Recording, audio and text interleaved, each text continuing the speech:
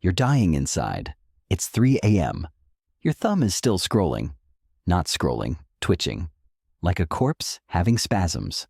You know you should sleep. You know you're wasting your life. But you can't stop. Oxford Dictionary just named your disease, our brainrot. This word beat Demure to become Word of the Year 2024. You know why?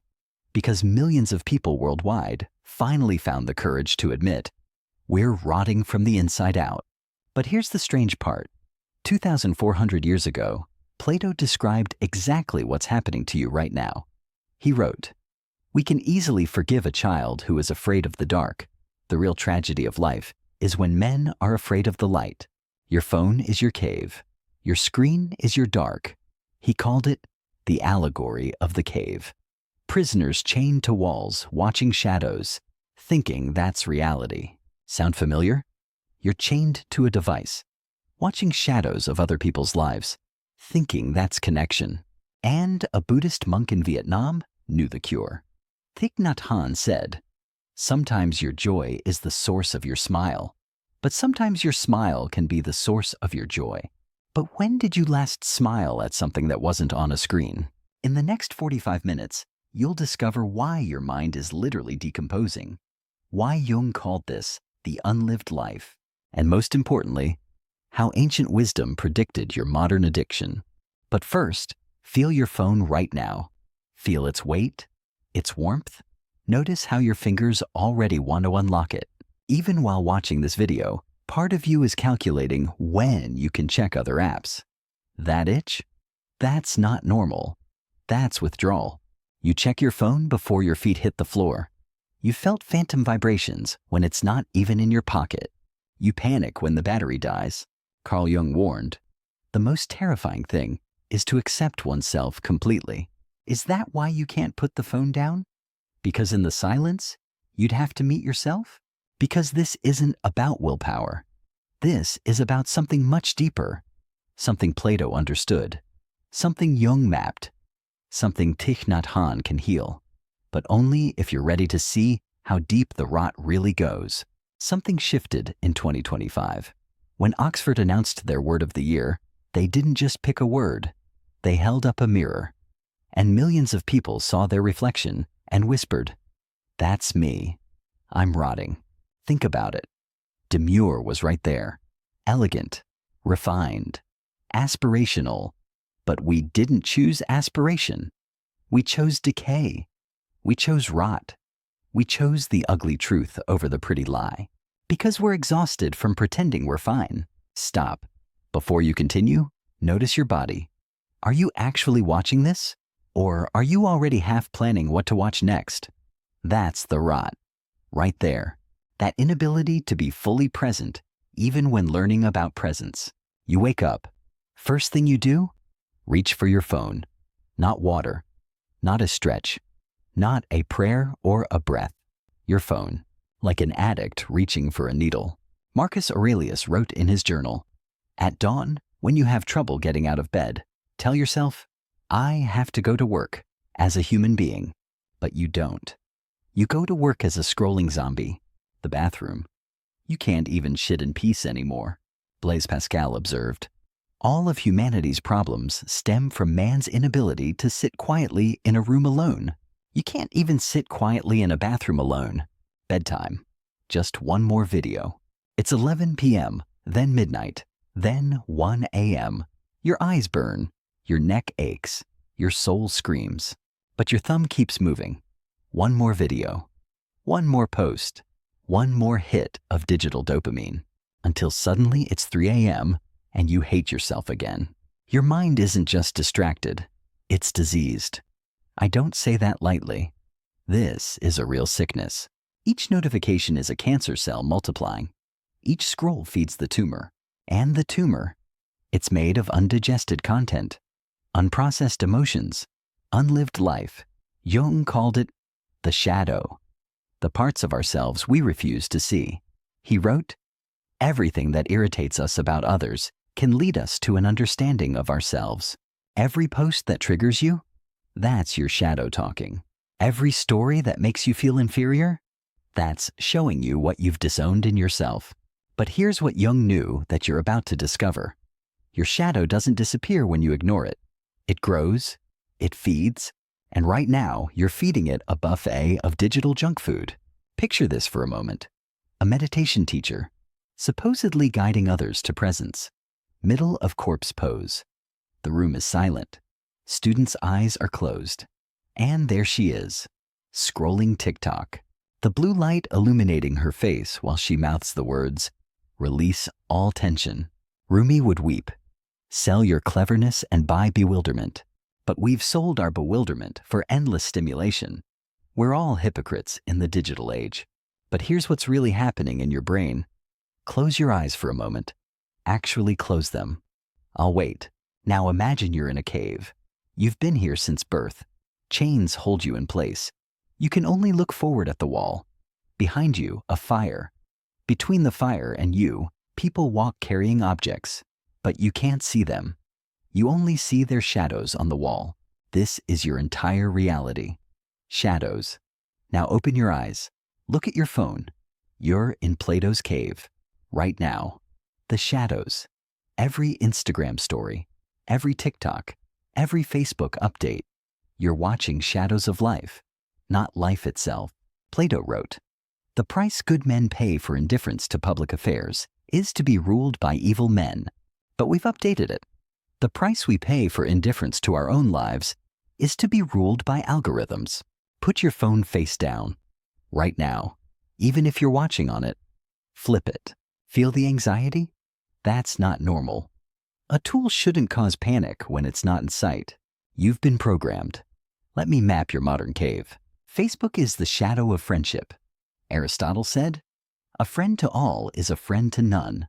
You have 500 friends, but no one to call at 3 a.m. when you're falling apart. Instagram is the shadow of beauty.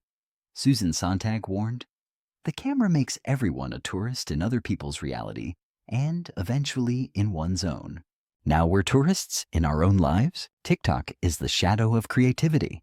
3 million dances to the same song isn't creativity. Oscar Wilde knew, most people are other people. Their thoughts are someone else's opinions. Their lives a mimicry. LinkedIn is the shadow of success. Everyone's crushing it. Everyone's humbled and honored. Theodore Roosevelt said, "Comparison is the thief of joy." LinkedIn is a 24/7 joy heist. But Thich Nhat Hanh sees deeper. He said, "We have a lamp inside us. The oil of that lamp is our breathing, our steps, and our peaceful smile. Our practice is to light up the lamp. But look at your digital diet.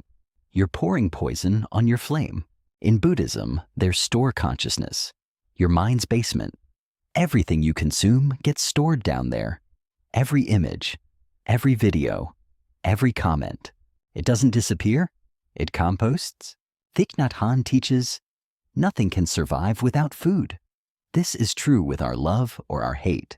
Love needs to be nurtured and fed to survive, and our hate also. What are you feeding? The philosophy professor knew this. She challenged her students. Live like Plato's freed prisoner for 1 week. No screens after sunset. Day 1. Full panic. Voltaire predicted it. The human brain is a complex organ with the wonderful power of enabling man to find reasons for continuing to believe whatever it is that he wants to believe. They found every reason why they needed their phones. Day 7 changed everything. 3 students cried in class. "I heard my own thoughts," one said. "For the first time in years, I heard myself think." Socrates would smile. The unexamined life is not worth living. They'd been living unexamined for years. But here's where it gets really strange. The students discovered something terrifying. Without their phones, they encountered themselves. Pascal was right. Man's condition, inconstancy, boredom, anxiety. But at least it was their boredom, their anxiety. Not manufactured by an algorithm. Quick experiment. Try to remember what you scrolled through yesterday. Can't? You spent hours consuming content that left no trace. That's not entertainment. That's erasure. Camus would laugh at our predicament. He wrote, "The struggle itself toward the heights is enough to fill a man's heart. One must imagine Sisyphus happy. But we're not even struggling. We're just scrolling. Sisyphus at least had a workout routine, but naming the poison begins the cure. When millions chose Brainrot over Demure, something profound happened. We stopped pretending. As Alexander Solzhenitsyn said, we know they are lying. They know they are lying. They know we know they are lying. We also know that they know we know they are lying, but they are still lying. We finally stopped lying. But Plato gave us the map out. Jung gave us the tools. Thich Nhat Hanh gave us the practice. Combined, they form what I call the soul resurrection method. Listen carefully. This isn't another digital detox. Phase 1. Digital death. Days 123. Morning. Your phone stays dead until you've seen actual sunlight. Marcus Aurelius began each day with sunlight and contemplation. You begin with blue light and comparison. Afternoon. Document every urge. Become what Gurdjieff called the observing eye, the part that watches without judgment. Evening. Devices die at sunset, like vampires. Hemingway said, "I love sleep. My life has the tendency to fall apart when I'm awake." Your life falls apart when you're scrolling. Phase 2. Shadow integration. Days 7. When you reach for your phone, stop. Ask, what am I running from? Jung instructs, until you make the unconscious conscious, it will direct your life and you will call it fate. Your scrolling isn't fate. It's unconscious pain seeking unconscious numbing. Meet the child inside who needs constant stimulation. Picasso knew, every child is an artist. The problem is how to remain an artist once we grow up.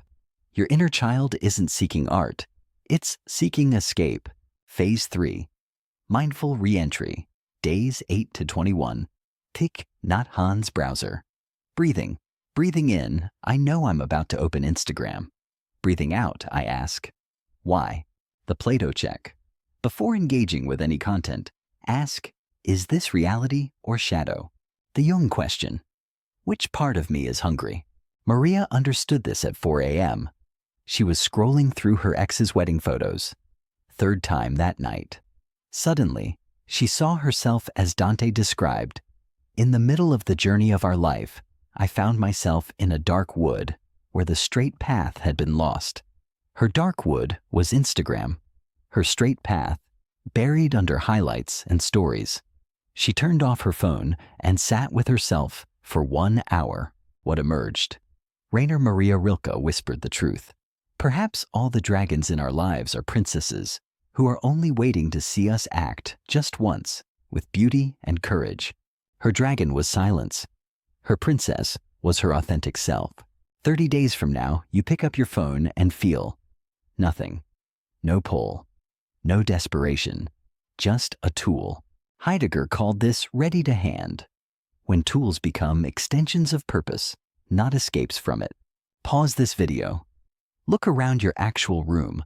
When did you last really see it? The way light hits the wall? The sound of actual silence? You've been living in a digital room while your real room waits. Patient as a monastery?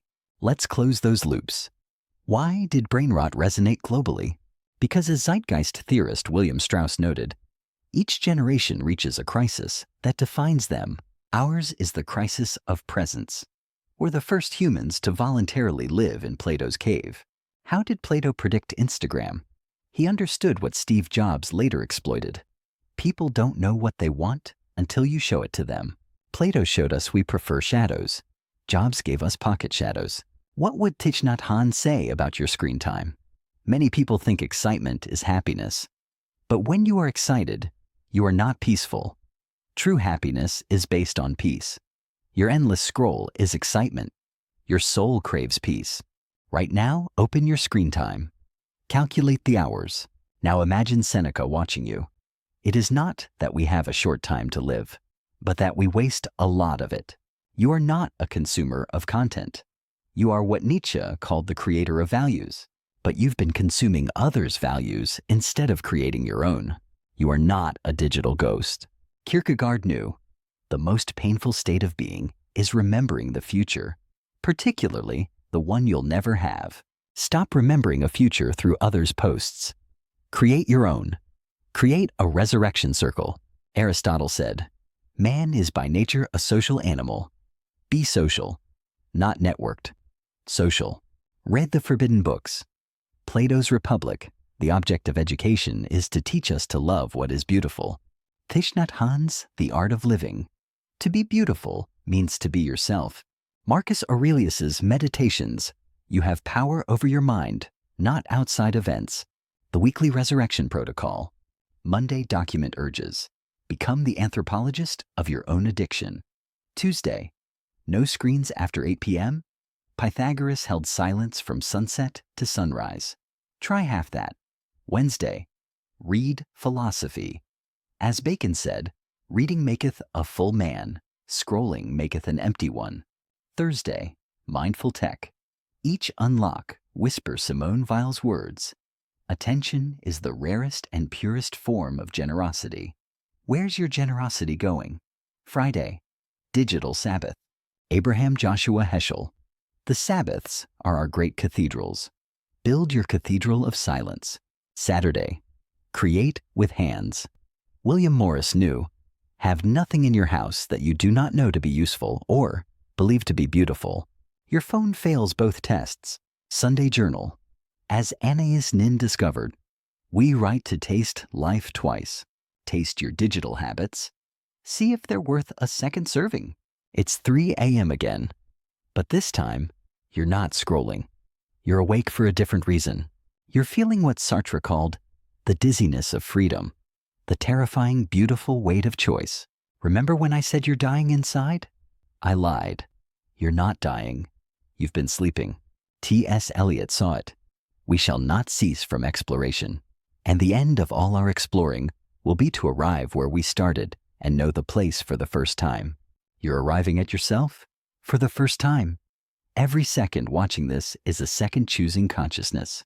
As Viktor Frankl survived to tell us, between stimulus and response, there is a space. In that space is our power to choose our response. Your phone buzzes. There's the stimulus. Where's your space?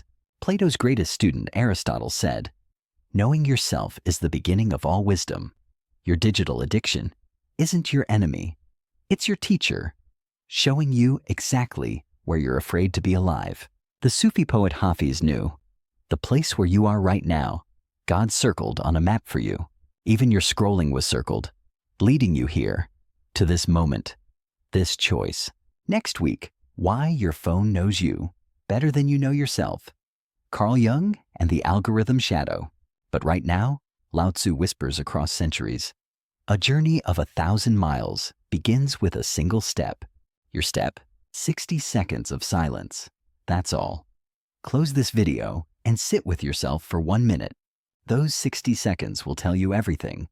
Whether you're ready to stop rotting and start living. Whether you're brave enough to leave the cave. The cave door is open. Plato is calling from 2,400 years ago. Jung is holding up a mirror. Thich Nhat Hanh is offering his hand. But as Rumi knew, let yourself be silently drawn by the strange pull of what you really love. It will not lead you astray. What do you really love? The shadows on the wall? Or the light outside the cave? Your thumb is hovering. The addiction is negotiating. But your soul already knows. As Mary Oliver asked, tell me, what is it you plan to do with your one wild and precious life? Choose.